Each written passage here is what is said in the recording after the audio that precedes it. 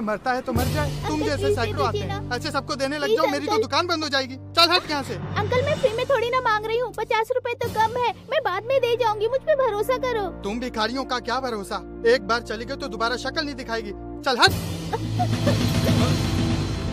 अरे भाई, बच्ची को क्यों धक्का दे रहे हो? अरे भिखारियों को ऐसे ही भगाया जाता है। अंकल थोड़े पैसे कम पड़ रहे थे, ये दवाई मेरे पापा के लिए बहुत जरूरी है।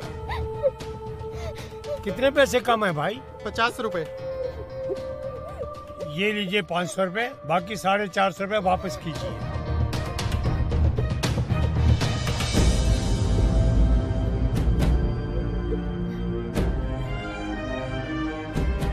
ये ले बेटा, पैसे भी ले जा बेटा, तेरे काम आएंगे। बेटा जल्दी से घर जा, अपने पापा को ये दवाई दे। Thank you uncle. जा। इस लड़की का बाप मरे ना मरे, लेकिन ये बुड्ढा जरूर मरेगा, ऐसे परोपकार करता रहा तो।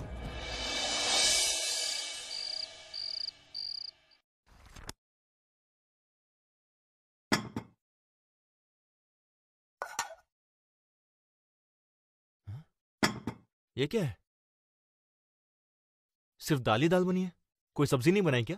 आपके पापा लेकर आते तो बनाती ना। सुबह मैंने इनको 500 रुपए दिए थे सब्जी लाने के लिए, सब्जी तो लाए नहीं, ऊपर से किसी का भला करके आ गए। क्यों करते हैं आप पापा ऐसे? हाँ? आपको रिमी ने सब्जी के लिए पैसे दिए थे या किसी का भला करने के लिए? बेटा, उस बच्ची को पैसे की बहुत जरूरत थी।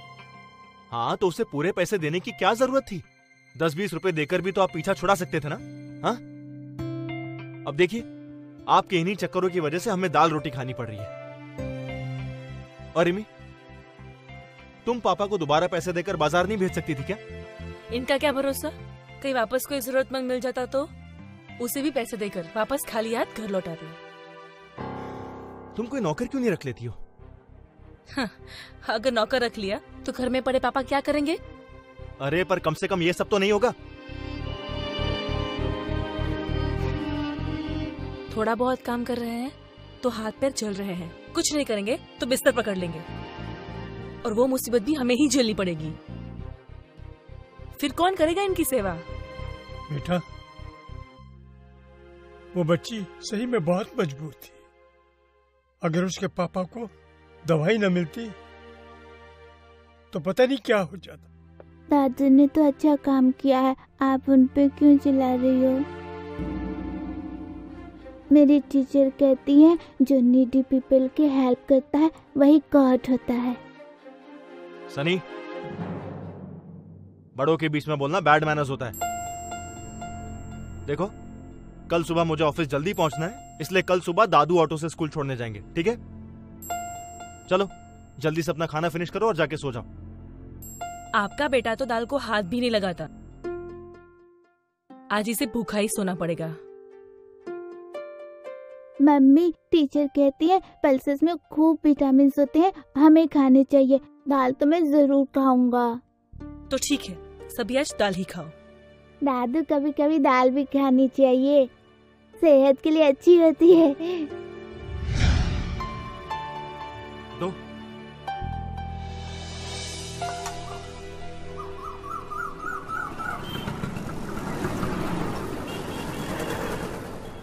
कितना हुआ भैया? अरे दादू, आप रिक्शा लेके घर जाओ ना। बेटा, मैं घर पैदल ही चला जाऊंगा, जल्दी मैं घर जाके करूंगा भी क्या? मुझे पता है, आप वैसे भी 10 रुपए में ऑटो में नहीं जा सकते, इसलिए आप पैदल जा रहे हो। मेरा बच्चा। बाय दादू। बाय।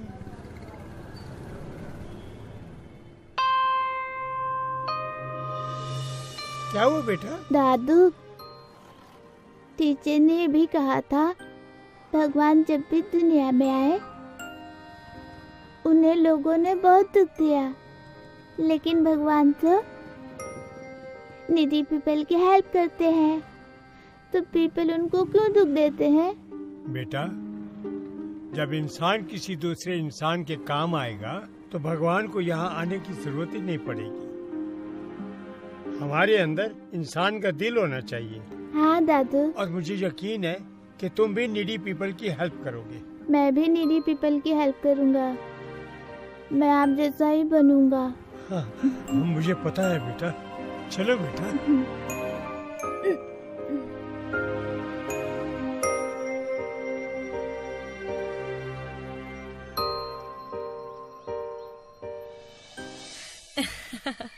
सच बड़ा ही सेक्सी ड्रेस था वो तो। हाँ यार, आजकल तो ये विमेन के बीच बना फैशन का ट्रेंड है। राज तो क्रेजी है मुझे उस ड्रेस में देखने के लिए। बट ये कैसे पॉसिबल है? तेरे फादर इन लॉ तुझे इतने बोल्ड आउटफिट में देखेंगे तो वो क्या सोचेंगे? Who cares of him? उनकी वजह से हम क्या खुश रहना छोड़ दे? ये बूढ़े लोग होते ही है हमारी खुशियों में आग लगाने के लिए। बट तू है बहुत लकी यार जो तुझे राज जैसा हस्बैंड मिला है। मेरे घर में देख, मेरे ससुर की चलती है, चाहे वो सही हो या गलत। मैंने एक बार अपने हस्बैंड से फादर इन लॉ को अलग रहने के लिए क्या बोल दिया, वो तो कहने लगे मैं तुम्हें छोड़ सकता हूँ पर अपनी मम्मी पापा को नहीं। ये खून के रिश्ते भी ना बड़े अजीब होते हैं, कितनी भी परेशानी हो वो एक दूसरे का साथ नहीं छोड़ सकते। तेरे और मेरे ससुर में डिफरेंस भी तो देख। तेरे ससुर की प्रॉपर्टी इतनी है कि उसके रेंट से तेरे घर का पूरा खर्चा निकल जाता है, और मेरे ससुर को देख, कमाते धमाते तो है नहीं, ऊपर से राज की कमाई को लुटाते फिरते हैं। ऐसा क्या करते हैं तेरे ससुर? घर का सामान लाने बाजार भेजती हूँ और खाली हाथ लौट कर आते हैं। कहते हैं उन पैसों से किसी की मदद कर दी। पता नहीं सच बोलते हैं या झूठ। आज की महंगाई में किसी को घर बैठा कर खिलाना कितना मुश्किल होता है पता है ना। एक तो इनको खिलाओ, ऊपर से इनकी घपलेबाजी भी झेलो। अरे इस सठियानी उम्र में ना लोगों का भरोसा ही नहीं है। इस उम्र में आकर आदमी और भी शौकीन हो जाते हैं। तुझे पता है मेरे नेबर में ना एक बुढ़ा रहता है, अपनी बहू से पैसे लेता था घर के सामान के लिए और कहता था किसी जरूरतमंद को दे दिया, और बाद में पता चला उसका किसी बार गर्ल के यहाँ आना जाना था। पता नहीं इनका क्या चक्कर है। राज तो कहता है कि घर के काम के लिए कोई नौकर रख लो। अगर इनका पेट भरना ही है तो नौकर को अलग से पैसा क्यों दे, है ना? और वैसे भी आजकल हमारी जरूरतें पूरी ही नहीं हो पाती है। कितने दिन से राज हांगकांग के टूर की प्लानिंग कर रहा है, लेकिन इनकी वजह से कुछ पैसे सेव हो पाए तब ना। अब पता है कि घर में गेस्ट आए हुए हैं, मगर साहब अपने बेडरूम में आराम फरमा रहे हैं, जैसे घर में खूब नौकर चाकर हो। अरे पापा, देख नहीं रहे हो क्या? घर में मेहमान आए हुए हैं, जरा चाय तो बना दीजिए।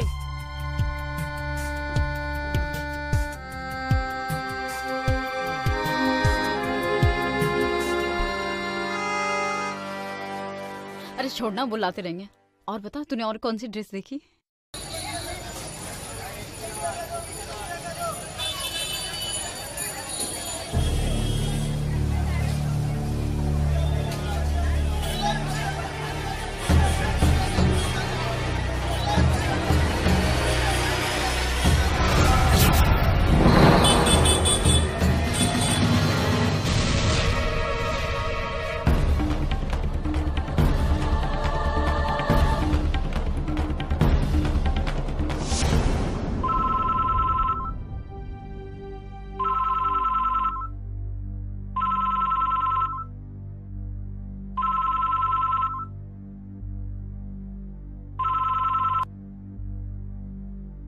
हेलो।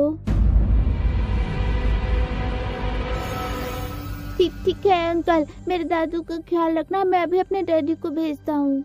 किसका कॉल था बेटा? दादू बेहोश हो गए। तो अभी इनका नया नाटक शुरू हो गया।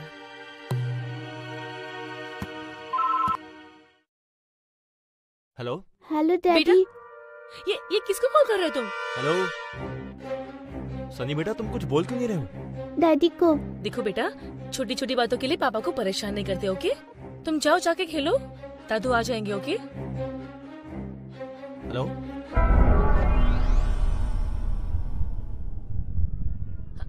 हेलो राज, मैं रिमी बोल रही हूँ। हाँ रिमी, क्या हुआ? सनी इतना घबराया हुआ क्यों है? सब ठीक तो है ना? कुछ नहीं बेबी, तुम्हें तो पता है ना कि वो छोटी छोटी बातों के लिए कॉल करता रहता है। तुमने मूवी की टिकट्स बुक कर ली है ना? डार्लिंग, संडे को तो मैं सिर्फ तुम्हारी ड्यूटी करता हूँ, तो ये बात कैसे बोल सकता हूँ मैं?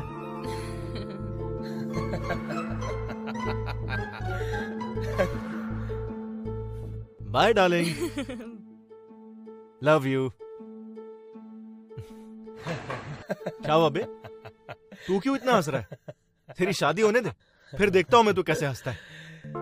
यार मुझे एक्चुअली ये समझ नहीं आता कि लोग अपनी वाइफ से इतना खौफ क्यों खाते हैं। वो खौफ इसलिए खाते हैं क्योंकि लड़कियां ना वाइफ बनते ही शेरनी हो जाती है और लड़के डॉगी। अगले महीने तू भी कुत्ता ही बनने वाला है, याद रखना ये बात।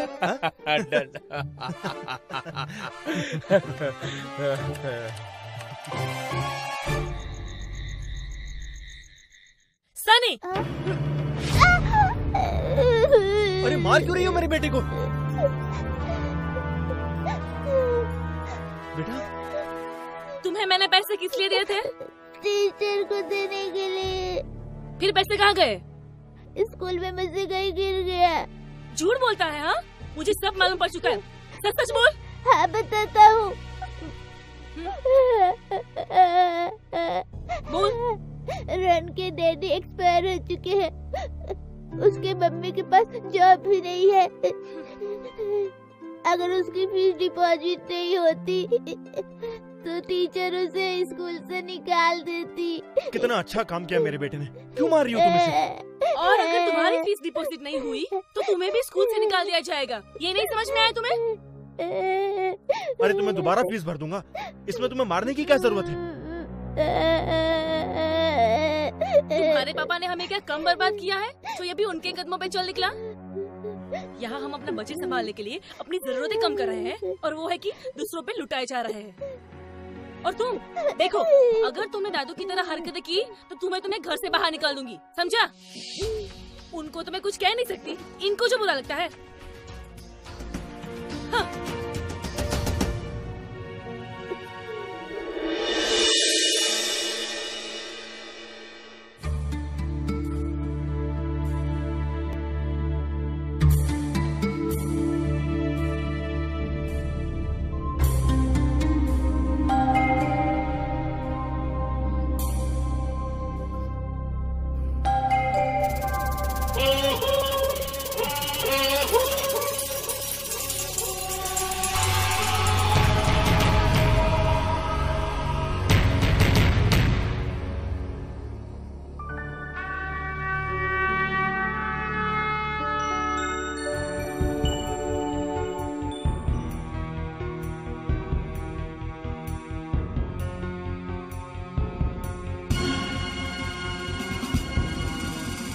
पैसे लाए तो मैं कहाँ चले गए? पैसे कहाँ गए? अभी तो जेब में ही थे, कहाँ गए?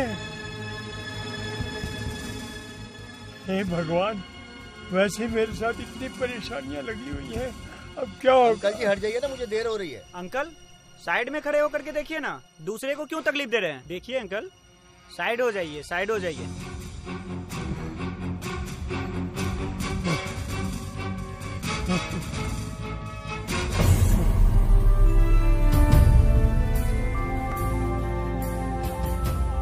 ऐसे तो है ही नहीं,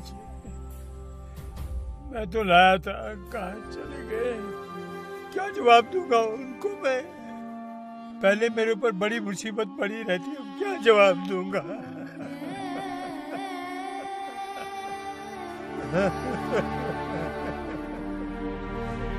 हे राम, हे राम।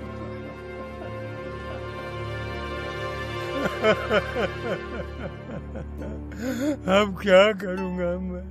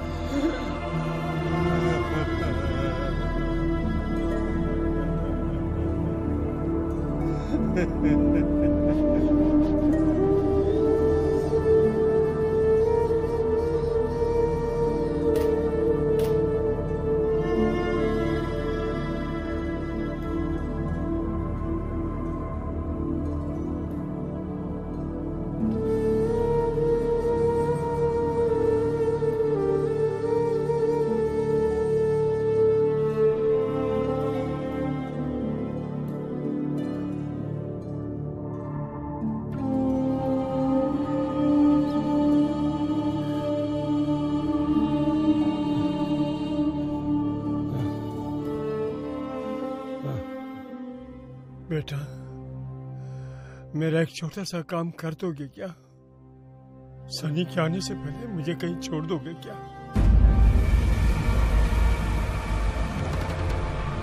कहाँ जाना चाहते हैं? बेटा, मैं चाहता हूँ कि मेरी बाकी की जिंदगी किसी वृद्ध आश्रम में मेरी उम्र के लोगों के बीच कटे। मेरे यहाँ साथ रहने से तुम लोगों को परेशानी होती है। मैं नहीं चाहता मेरे बच्चों की खुशी में मेरी वजह से खलल पैदा हो। वैसे भी मेरा शरीर थक गया। अब मैं आप लोगों के किसी काम का नहीं रहा। तुम लोगों पर मैं बोझ बनकर नहीं जीना चाहता।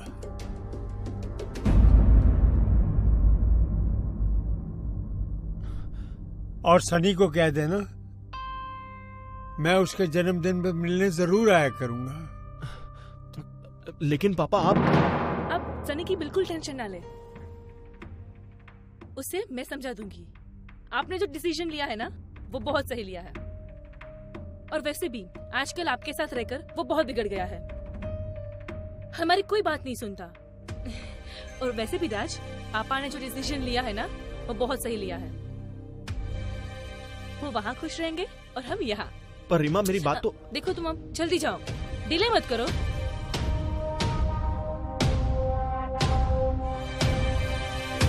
अरे पापा, आपने कुछ सेविंग की थी क्या, जो इसको आप ठेले में लेकर जा रहे हो? बेटा, जिंदगी का फर्ज निभाते निभाते मुझे सेविंग करने का मौका ही नहीं मिला। और जो भी सेविंग किया था वो आप लोगों के नाम कर चुका हूँ। इसमें गायत्री की तस्वीर है, जिसे मैं अपने साथ लेकर जा रहा हूँ। मैं नहीं समझता ये आप लोगों के किसी काम की है। हाँ, वैसे भी हमारे काम की नहीं है। ले जाइए आप अपने साथ, ठीक है? वैसे भी फालतू चीजों के लिए हमारे घर में बिल्कुल जगह नहीं है। चलो, अच्छा हुआ गायत्री पहले ही चली गई, वरना आज उसका बोझ मेरे ये बूढ़े कंधे उठा भी नहीं पाते। चल बेटा, चल, अब मुझे विदा कर दे। जाओ ना।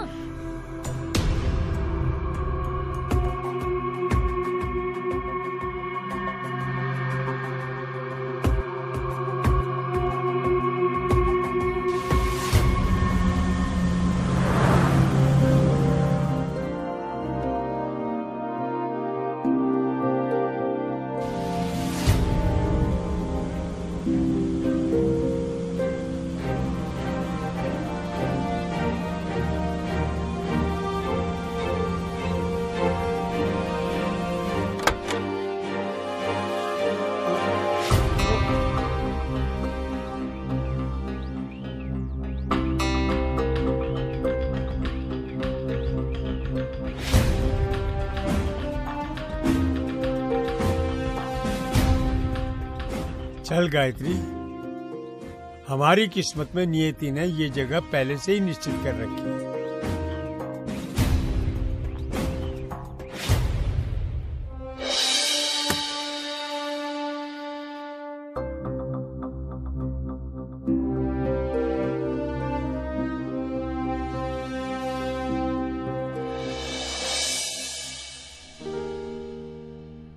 आइए बैठिए। Thank you. जरा इनका नाम बताइए। राम कृष्ण दयाल।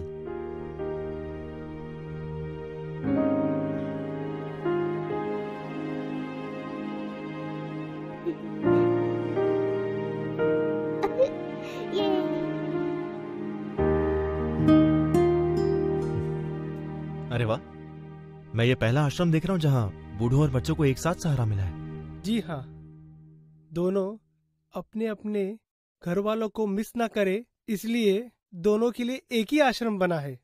यहाँ दादा दादी अपने पोती और पोतियों को पाल लेते हैं और पोते पोतियाँ अपने दादा दादी को। क्या बात है।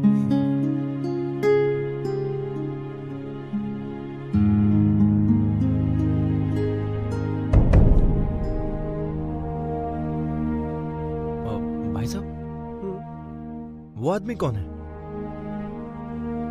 जिससे मेरे पापा बात कर रहे हैं? कौन ये? हाँ, ये तो यहाँ के मैनेजर साहब है।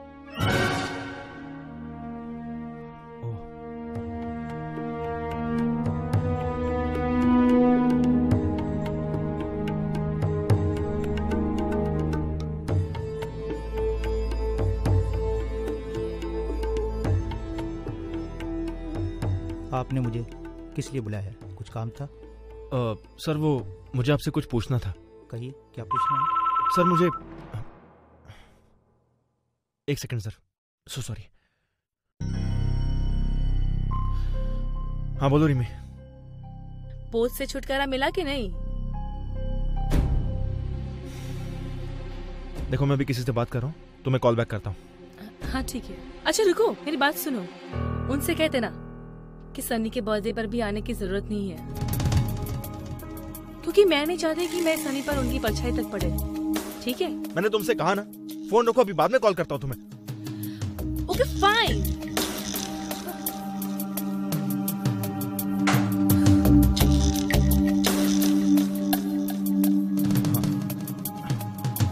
So sorry sir. सर वो मैं आपसे पूछ रहा था कि जहां तक मुझे पता है मेरे पापा यहाँ पहली बार आए हैं, लेकिन वो आपसे बातें तो ऐसे कर रहे थे जैसे वो आपको बहुत टाइम से जानते हो। बड़ी पुरानी पहचान है इस जगह से उनकी, मुझे अच्छी तरह से याद है।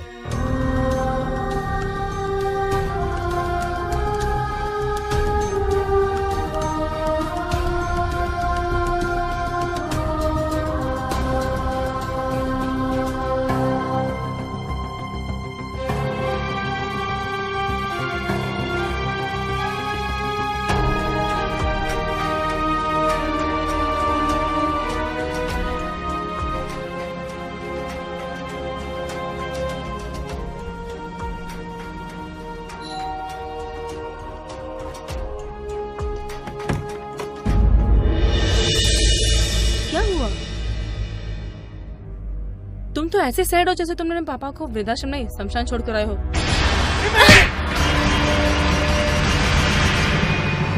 तुमने अपने बाप के लिए मुझ पे हाथ उठाया?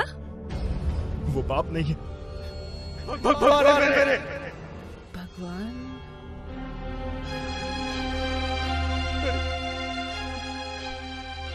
मैं तो अनाथ हूँ। आज कई सड़कों पर भीख मांग रहा होता। अगर उन्होंने मुझे आश्रम से गोद नहीं लिया होता तो उन्होंने मुझे कभी एहसास नहीं होने दिया कि मैं उनका खून नहीं हूं। और आज मैंने उन्हें खून के आंसू रोने पर मजबूर कर दिया।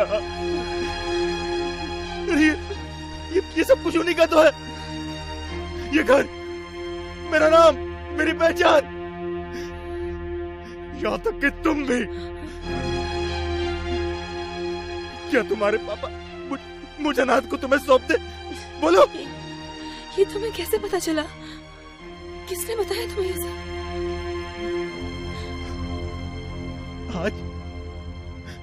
आज वो आश्रम का मैनेजर मुझे ये सब नहीं पता था तो मैं जिंदगी भर अपने भगवान से अनजान रहता। बड़ी पुरानी पहचान है इस जगह से उनकी, मुझे अच्छी तरह से याद है। कि वो आज ही का दिन था। आज से 30 साल पहले वो अपनी पत्नी के साथ यहाँ एक अनाथ बच्चा गोद लेने के लिए आए थे। वो जरूर तुम ही हो बेटा। किस्मत का खेल देखो, आज ही के दिन वो तुम्हें यहां से गोद लेकर गए थे और आज ही के दिन तुमने यहां पर छोड़ने आए हो। खून खून में फर्क पैदा कर दिया है तुमने। आज तुमने दिखा दिया कि अपना खून अपना ही होता है। अगर तुम उनका खून होते तो कभी इन्हें खून के आंसू नहीं रुलाते। सच तो ये है कि मैंने उनको तकलीफ पहुंचाने में कोई कमी नहीं चाहती। मैं एक अच्छी बहू और एक अच्छी पत्नी कभी बन ही नहीं पाई। मैंने ही तुम्हें उनके खिलाफ भड़काया। मुझे माफ कर दो राज, मुझे माफ कर दो। मुझे माफ कर दो राज। मैंने कौन सी इज्जत रखी है उनकी?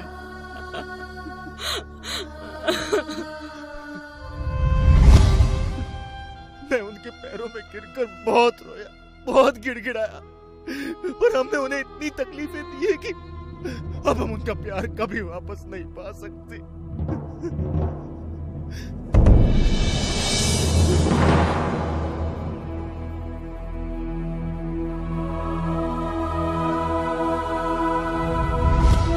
राज, तुम प्लीज मुझे उनके पास ले चलो। मैं उनके पैरों में तब तक सर पटकती रहूंगी जब तक वो हमें माफ नहीं कर देते।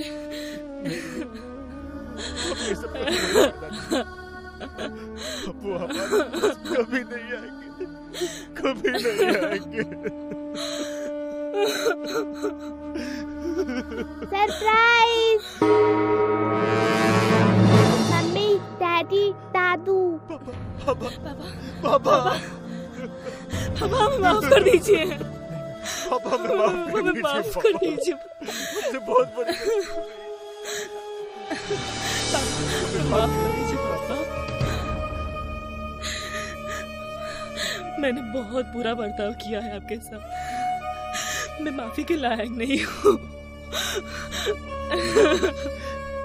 आपने जिंदगी भर बोझ उठाया और आज जब आपको जरूरत है तो मैंने आपको ही बोझ समझ लिया।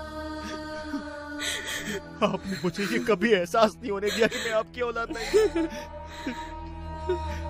जिस औलाद को अपने बेटे की तरह जिंदगी भर प्यार दिया, अब उससे नाराज होकर उसके सिर से पिता का साया मत हटाइए। देखिए पापा, अगर आपने मुझे माफ नहीं किया ना तो मैं अपने आप को ऐसी सजा दूंगा कि आपको मेरा बोझ एक बार फिर उठाना पड़ेगा, अपने कंधों पर रखकर मुझे शमशान तक पहुंचाने का। ऐसा मत बोल बेटा, ऐसा मत बोल बेटा। तुम बच्चों के शरीर में बना जी रहा हो। तुम मेरी जिंदगी में नहीं होते तो मैं गायत्री के साथ ही इस दुनिया को अलविदा कह दिया होता। उसने मुझसे वादा लिया था कि मेरे बेटे की आंखों में कभी आंसू मत आने देना। आज मैं तुमको रुलाकर मैं उसका गुनाहगार बन गया बेटा। अब मुझसे ये गुनाह नहीं होगा। मैं खुद तो तकलीफ उठा सकता हूँ, मगर गायत्री से लिया वादा मुझसे ना तोड़ना बनेगा। बस तुम लोगों से एक ही विनती है, जब तक मैं जिंदा हूँ मेरे पोते को मुझसे दूर मत करना कभी। मैं भी जहाँ दादू कहते वहाँ मुझे मेरे हर बर्थडे पे ले जाया करते थे। मुझे पता था दादू वहाँ जरूर मिलेंगे। मैं जाके अपने दादू को ले आया। मेरा राजा सनी बेटा, इसमें मेरी जान है। मैं इसके बिना जी नहीं पाऊंगा।